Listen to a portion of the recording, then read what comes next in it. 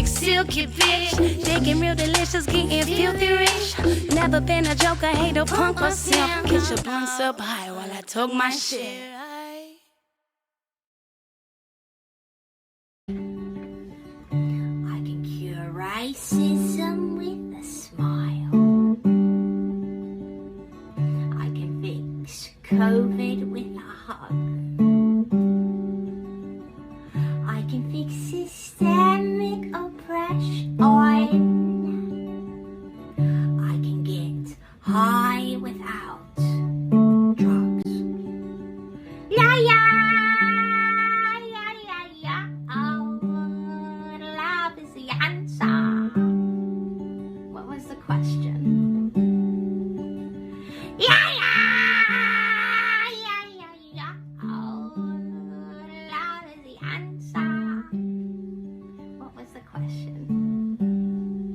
I wasn't listening.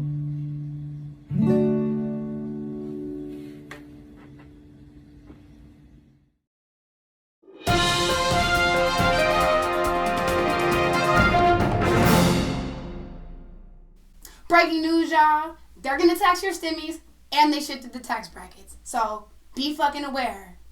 The government's on bullshit, per usual.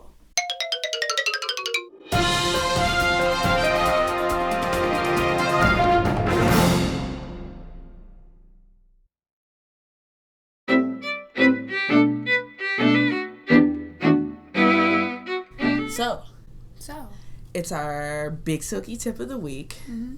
We're firmly into March.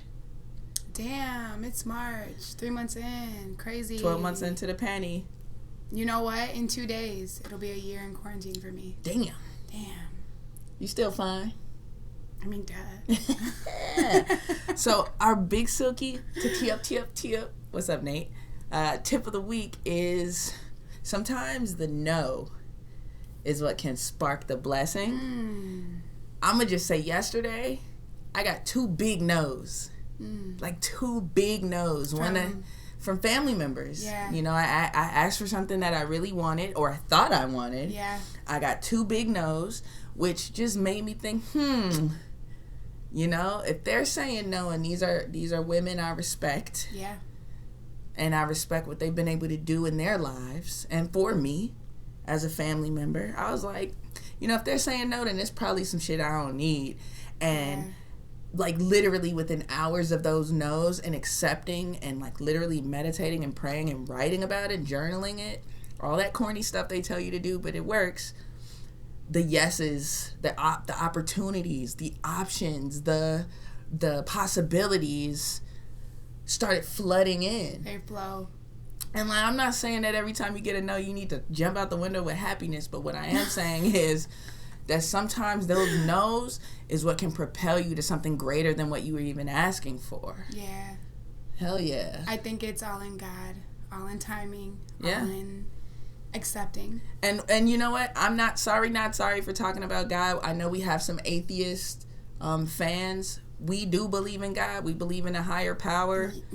And that's just what it is. And if you don't believe in God, like that's okay.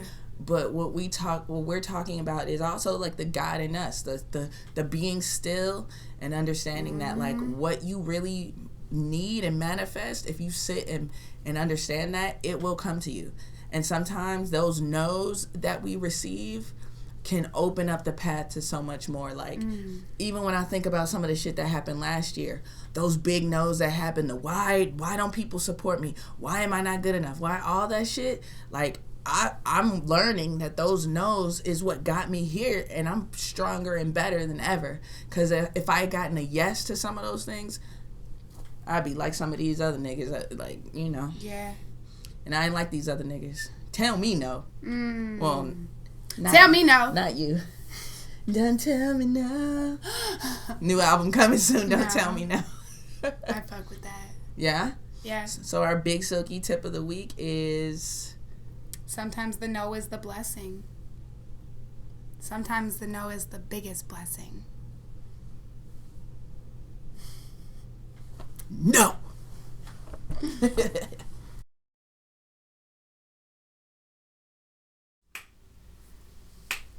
You can do it today? What we not gonna do? What we not gonna do? What we... I don't ever have to do it because you're always gonna do it. Vocally carrying you again. So what's up? We're not gonna be time thieves. That's what we're not gonna do.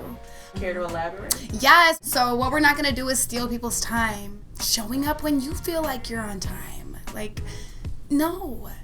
When you say you're gonna do something, or you're gonna be somewhere, or you're gonna be there at a certain time or a space, do it. Because that little bit of time can change everything. When you don't show up, it is a reflection on you. It is a reflection on you and your values and your morals. So basically, do what you say you're gonna do. Show up when you say you're gonna show up. Because you want that same consideration, right? You want that same value in your life. In your schedule. Yeah. So give that to other people too. So don't play with people's time. Because you're playing with their value when you do that. And that's a word for you. What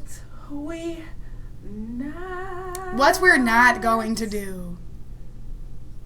Okay.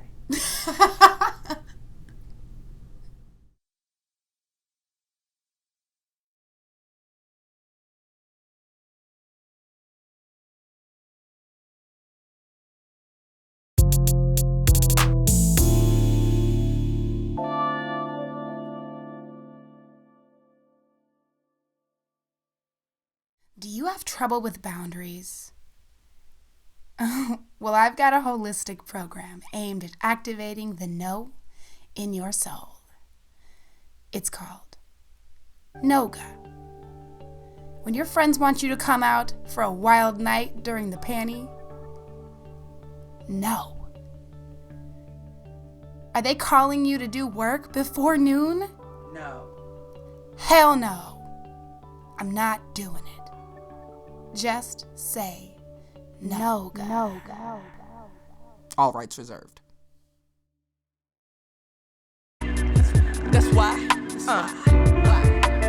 I'ma do this shit before they stop us. Why the fuck do I need like $500 AirPods if you streaming a bullshit ass MP3? Like that doesn't even. I will never buy that. That's the one product from Apple. They are not getting my money. Yeah, I'm not getting an AirPod. Nope. Niggas can suck my dick on that.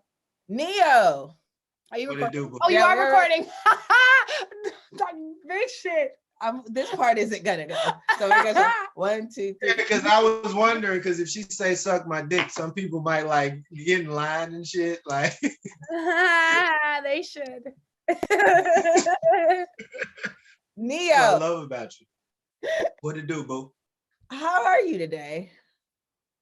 I am wonderful. I am wonderful on this blessed day. Thank you for asking. And yourself? I'm doing pretty good. You know, God is working. God is working through All the time. yes, like denial. I just talked with my grandmother about denial and how sometimes when people deny you things, that's just God giving you what you actually need. It's the best thing that could ever happen to you. Where I'm going with that is I learned how to do so much with so little that when I finally got that one notch above where I could go in and get what I want without necessarily looking at the price tag, Yeah. I was able to freak it so hard where now my buddies who are actually the people you're talking about who have had everything, low key be jealous of me because they could walk into Saks and blow a bag. I could walk into off Fifth and spend $100 And look better. and walk out 10 times fresher. And that's like a ghetto, that's like a Jedi mind trick, because in the back of their mind, they really like, how the fuck did you do that? And what would you be able to do with my resources? If we can make something out of nothing, and they can have everything and don't make nothing. I just finished Dapper Dan's book. You know, the Gucci home, you know what I'm saying? The Gucci dude. Harlem's finest. Streetwear aficionado. And like one of the things that was just killing me the whole book was like the whole thing about him putting like the insignia and the logos on leather. Like he had to figure out what ink do they use, what machines do they use, because they're they're not even when he started making shit for like the gangsters and shit in Harlem. Right. Gucci didn't make clothes. Louis Vuitton didn't make clothes. Well, Gucci made clothes, but Louis Vuitton did not make clothes. They made luggage. Yeah, so they would. So he would. And the only reason that Louis Vuitton put their logo on the luggage is because the Vuitton family or whatever, they were making luggage in France and everyone was biting off their designs for luggage. So they they slapped the logo on it. They slapped the logo just to say this is Louis Vuitton luggage. It wasn't like it wasn't like a status symbol. It was just to say stop biting my shit. Right. And Dapper Dan put that shit on clothes before Louis Vuitton made clothes. The shit that they was doing with like Rakim. I look back at them Rakim videos and shit. I thought that was like the most. I didn't know that shit was bootleg. I didn't know that they was just making this shit. And it's pre-bootleg because it wasn't even a market for knockoff. It wasn't even a thing. Yeah, it wasn't even a culture of that. It was just basically, I want that on clothes, and it started. You know what it started with? I'm gonna have to give you that book. Like that book is amazing for innovation. But basically, the gangsters and the drug dealers was the only niggas in Harlem with money who could even afford these designer, but they go fucking downtown, and what happens? They get discriminated against. They don't want their Negro money, you know? So for them, it was like, well, let's spend money with this black man who's gonna give me what I want. And then if you give the hottest nigga in the neighborhood a fit, it's a fit everybody is looking at, what's gonna happen? Everybody gonna want that fit. So that's just how it just snowballed. It's just niggas wanting what niggas got, you know, and don't nobody got it. So I want that. Hip hop has taken so many things that were once high end and have made them so associated with our culture that it's things that only the top 1% can afford that you would consider ghetto. Yeah. If I bought a fucking Rolls Royce, that's damn near ghetto at this fucking point. It's some typical goofy. You're like, you roll through the hood with a Rolls Royce. Look at that nigga. You from an FBI crime zone with your first $100,000. Like, you from one of them. You gonna be broke next week. Yeah, pretty much. That's so wild how shit gets flipped. So like they worship us, you know what I'm saying? And that's why a lot of times sisters towards the end of their career, they could go back to Paris from the Josephine Baker. Yeah, Josephine Baker made it so literally that's why I've been to France so much. That's why I've toured France so much, because as a black female entertainer, I can go over there and get treated better than like here. I could get treated better than any other European country for sure. But in France, like they'll like black female entertainers, like I went to Bordeaux and was like, can I just stay? Like, can I fucking stay? And I speak bad French with a good accent. They find it endearing. You know what I'm saying? They fucking love a bitch. So that's the first time I've ever heard that, bad French with a good accent. Yeah, they love that shit.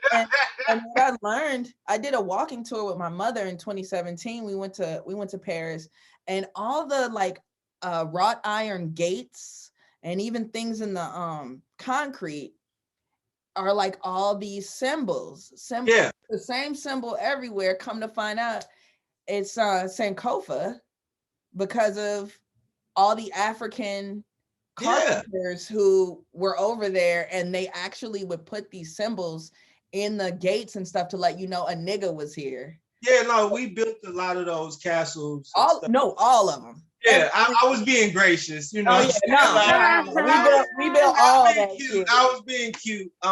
That's what. But see, this is a good thing I said about having one of them families where we was fed on books. You know what I'm saying? Yeah, so yes, exactly. You know, because I had a healthy, not maybe a healthy emotional diet, but I did have a healthy mental diet. We're smart niggas.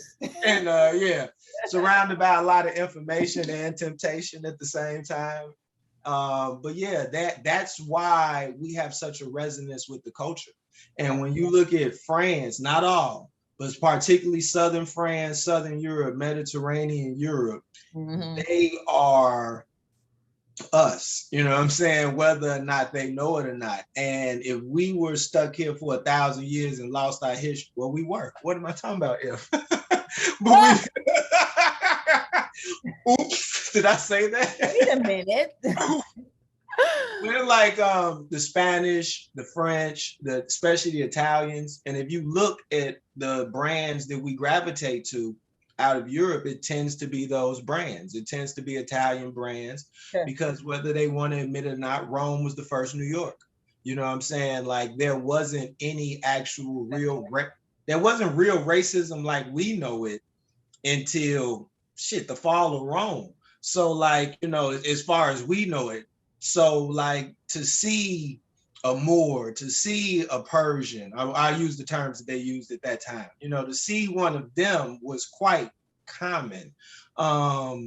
So that's why we gravitate towards that. And that's why it's ours innately. But the original point was hip hop is so powerful that historically the Queen of England is who pulled up in Rolls Royces. Historically, James Bond is who pulled up in Aston Martins. You know what I'm saying? That's what we have taken culture and have made things our own. Historically, even when you look at Europe, whether we know it or not, even like you said, how we built the castles. And right now, what they thought was gonna hurt us, right, actually is the best thing that ever happened to us. Because you done gave the people who creative, the founders most of all this shit, most creative, most in tune with the universe. You know, our hair is in the exact coil of the spirals of galaxies and shit. Fibonacci spiral. Yes, there we go. Yeah. Sacred geometry. So as above, so below, from the motherfucking galaxies down to an electron, our hair is in exact. So we're in attunement from the macro to the micro, right? So greatest people do all this great shit, take everything from us, right, give us nothing. Push us to the wall. Push us to the wall, push us to the limit, erase our culture. And now, let's say 30, 40 years, let's say Michael Jordan, Michael Jackson and them, that's the 80s. 40 years later, regardless if anybody want to give somebody like Jay his flowers, he's officially done shit Elvis never did. He's officially done shit the Beatles never did. He's officially done shit Madonna's never done. Like we have officially, like you, whatever you want to say about LeBron, Babe Ruth ain't never did shit like this before. Yeah, exactly. Bird ain't never did shit like this before. You could say Tom Brady the GOAT because he got the rings, but Tom Brady wasn't manipulating the NFL while he was in the league through his other homie who didn't even have a college degree. Let's be clear, Rich Paul and LeBron James ain't never been to college, and now they run $1 billion company. And if these two high school graduates say something, then billionaires with degrees have to move to the tune of these. Michael Jordan got a team. You ain't never heard of where Mickey Mantle team at. You ain't never heard of this shit before. Yeah. Let's rewind a bit. Okay. And tell our audience who you are, because you and I are old friends. We went to college together, and we're both musicians, and we've both evolved into other things. Right. But for our audience, who is Neo? I am the great I am. I am an eternal being of light that is being human right now. I'm not quite a human being. I'm simply being a human. I'm taking that. Yes, author, math magician, badass MC. I got that from Mean Girls. But no, Mean Girls shout out. Yeah, that's eternal. Right. I mean, another Evanston movie. But anyway, who am I? Well, that's who I am. But I'm an artist. Went to school with Chris. I think he was biochem or some shit like that. Chemistry. Chemical engineering, and I was an electrical engineer with a minor in math. And some real crazy shit happened for the sake of brevity. Urban violence, experienced real bad PTSD, dropped out of school. What I didn't tell anybody is that somewhere along the lines, I basically had a schizophrenic break a little bit. Okay. And but I was smart enough to stay out the funny farm. Okay. Power So of the people, mind. yeah, people knew something was wrong with me, but couldn't quite put a finger on it. But PTSD, just I watched my cousin get shot, and he got paralyzed, and then a part of me just froze, and then I started hearing voices and shit like that. So that's when I dropped out of school and became a artist. Where do you go when you're intelligent and have mental health issues? The art community. You know? Yes, that is very true. Art's like, come on. Come on. Oh, it's another one. It's another one.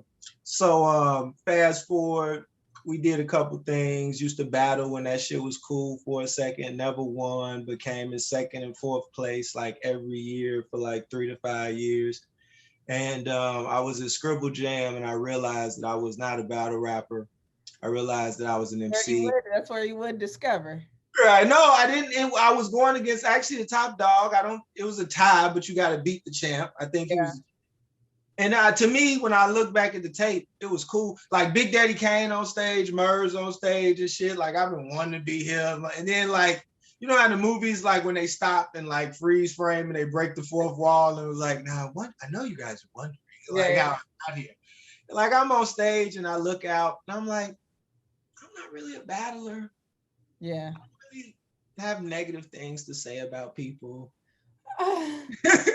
This guy's pretty cool. Actually, I'd like to do a song. I don't want to talk about his mama like that. Right? Like I'm being incredibly shallow and just putting out negative energy. Like this is literally going through my mind. Like I'm like, is this the schizophrenia acting up again? Like is this self-sabotage? Like bitch, focus. Like, but I'm like, no. So around then, I got into psychedelics. And I noticed that it was a therapeutic aspect. Like everyone was looking at, because I came home, I'm like, I wasted all this time battling. I definitely don't want to do it again, ever again in life. I just want to deal with people and make songs with people. Because when you're on the scene, after a while, you get to know the same people.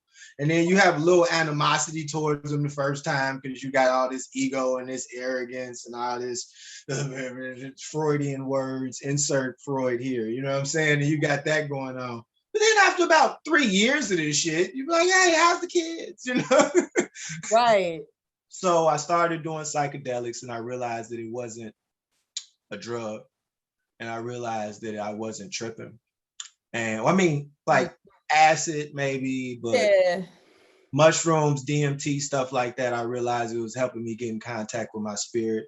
Mm-hmm. And I was already pretty good at Reiki and lucid dreaming and all that stuff like that. So I really started taking energy healing serious because it was the first thing that helped me, get rid of that need to prove myself, because I realized the reason why I had the little schizophrenic snap on stage is because I realized that this was all attention, acceptance, and approval. And I realized that I was destroying other people and looking to say not positive things about people who I cared about, all to seek the attention, acceptance, and approval of others. And when I realized that I was attempting to destroy someone, there's power in the word, there's power in the tongue. God said, let there be light. That means the sound came before light. You know what I'm saying? So if God said, let there be light, and ye are gods, then why the fuck am I saying this shit about people? You know what I'm saying? Like, why am I saying it? Why am I walking around on a normal day thinking negative things about people so that I can have a bar locked in my back pocket? So just in case this person ever pull up, I could be locked and loaded. And I was just caught in a continuous spiral of just negativity. It sounds small, it sounds fun, it's for the culture, but you know, you just constantly looking people up and down. Oh, look at their outfit, look at this. Look at his shoelaces. You know what? This is the practice of ahimsa. This is what I be talking to you about, just nonviolence. In like, it's a yoga precept. Is like, it's not a healthy mental or emotional diet. Yeah. You know, and we talk about our physical diet and eating organic, but are your thoughts organic? You know what I'm saying? Like, or is this some some artificial shit? Is this some GMO thoughts? And I learned how to do some energy healing shit, but I was afraid everybody's gonna look at me crazy and tell me some weird shit. But that's how I jumped from like the underground. Next thing you know, I'm in LA. I'm interning at React Presents out there. I'm in the booking department. I'm in the marketing department. The reason why I wanted to do booking was because 70% of money that's generated in the music industry is through shows. So everybody wants to know people with labels. That didn't make sense to me. If 70% of the money is generated over here, I should know the people who generating 70% of the motherfucking money. That's not it's a simple logic. Yeah. So I got nose rooms. Didn't get the job, but I developed a lot of relationships with agents and stuff like that. Came home, realized while I was out in LA that I had spent my life towards music, and that was just like in some way just self-promotion. And when you're an artist, it's a lot of ruthless self-promotion. And, ooh, look at me, and this is my album, and this is my name. It's not my name, it's my new name, and this is the new me, and this is my pictures, and listen to my music, and me. Come to my party, and and meet all my cooler friends than yours. Look how cool I am. And I was like, holy shit, if I died last night, that is not something somebody could put on a fucking tombstone. Right. Like, that's not some, fuck some bad bitches, threw some cool parties. That's on somebody's shit though. Like, had some dope shoes that you didn't know were. God, it's like I had that Christmas past moment, like Scrooge and shit. Like, holy fuck, like no. Yeah. So I came home, started doing tech things because I was like, I'm a college dropout. Was it really a musician? So we did some tech things. Started a group with Google. I did another one, a not-for-profit. We won not-for-profit of the year, rang the NASDAQ bell, kicked it with Rom, shit like that.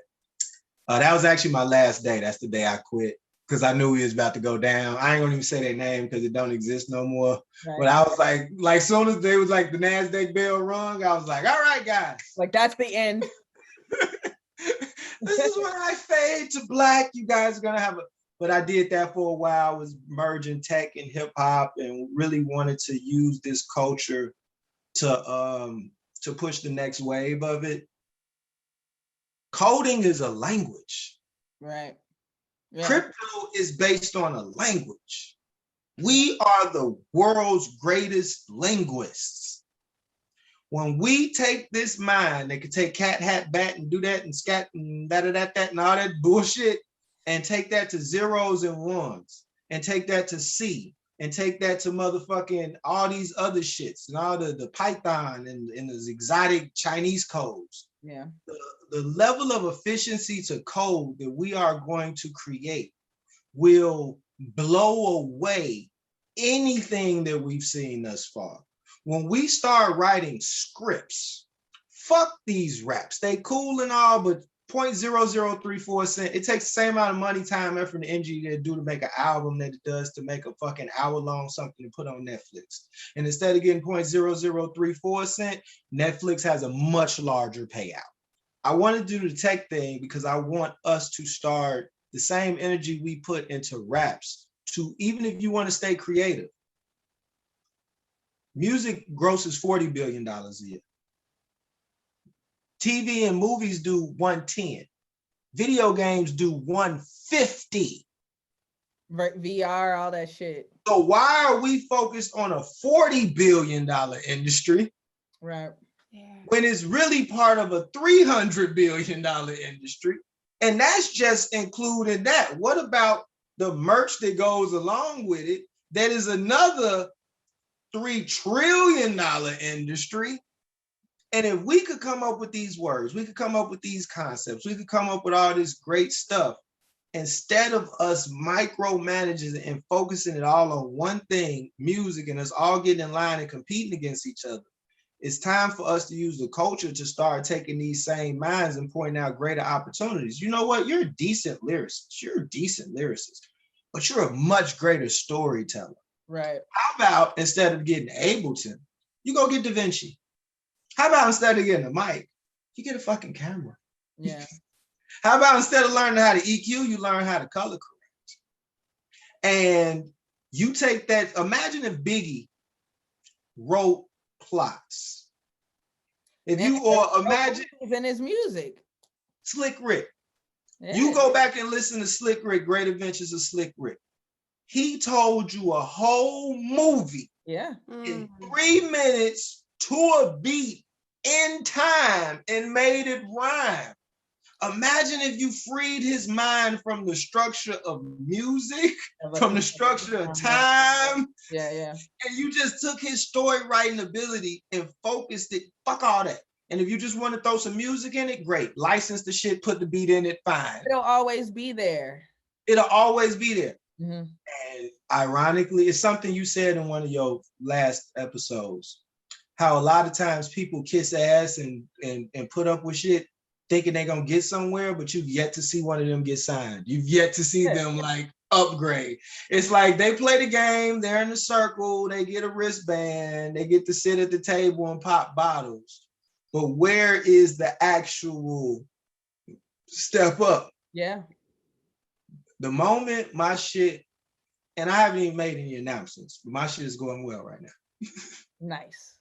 The moment that my shit stepped up is when I let go of my secret. Yeah. And stop thinking people gonna think I'm weird or I'll give up my advantage. And then I was like, what if nobody did this for me? I had to spend 10,000 hours, about $10,000, in about 10 fucking years. Yeah. What if somebody came to me and was able just to help me right then and there? Why won't I be the person for them that I complain that nobody was for me? Right. And that's how you break that cycle, you know? Yeah, like, because you could bitch and moan about what somebody didn't do. But then when you get in that position, are you gonna do it? So I seeing people around me. Because everybody we know is fucking crazy. Mm-hmm. Let's be good. Present company included. I'm fucking so we talk about it every day. I started sharing with people, and now people who I wanted to be their client, right, are now my clients because I'm providing a service. Because a lot of this learning how to master your mind is word magic. So when I came to people like, hey, this is what I've been dealing with. If you thought I was weird, if you thought I was fucked up, bitch, you guessed it. You right.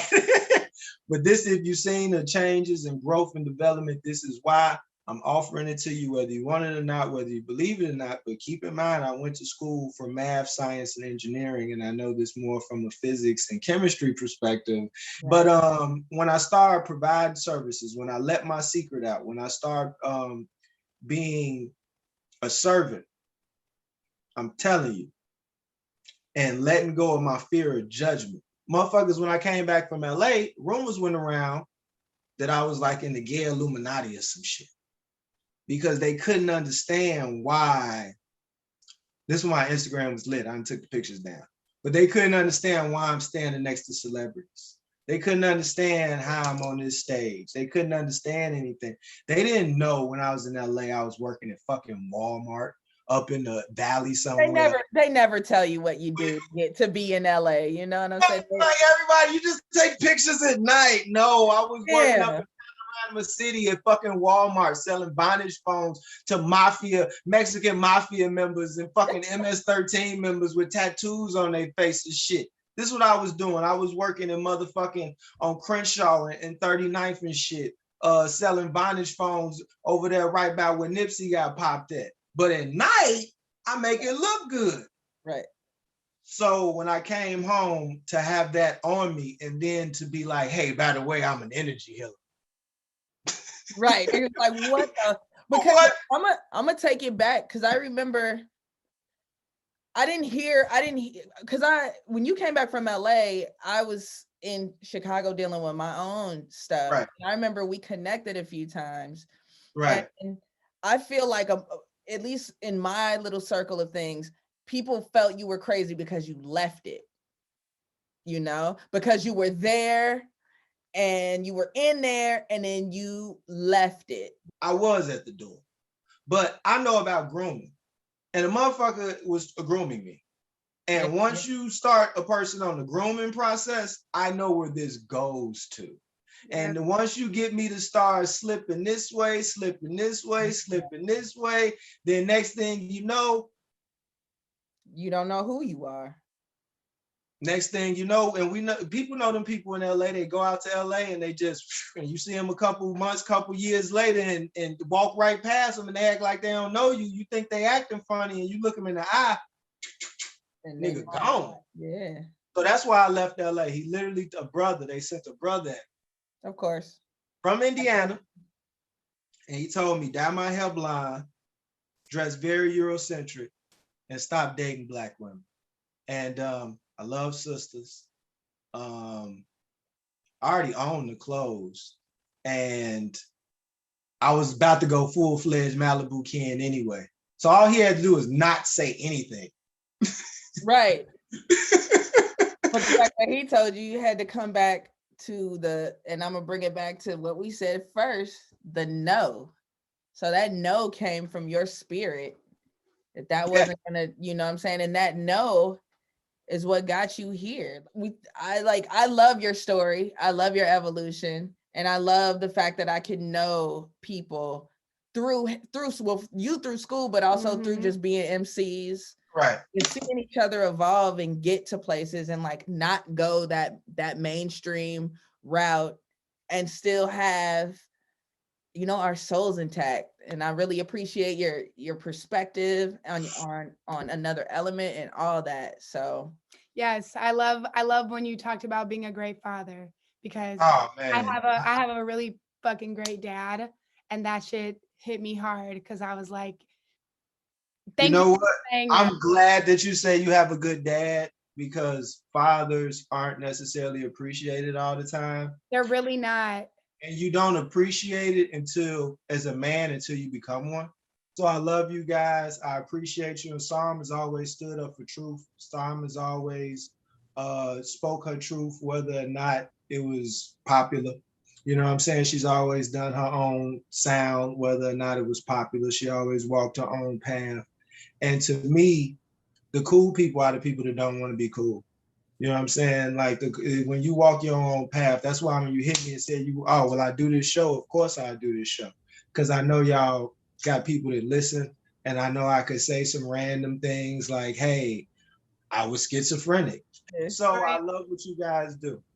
we love you, Ken. Nigga, we love you, goodbye. Neo. Goodbye. No, We love you. I always chop it wrong. So, Okay, you know, I have to. yeah. I All love right. you. right. I love you. I'm gonna. Love it. We'll call you back. All Okay, right. bye. Peace.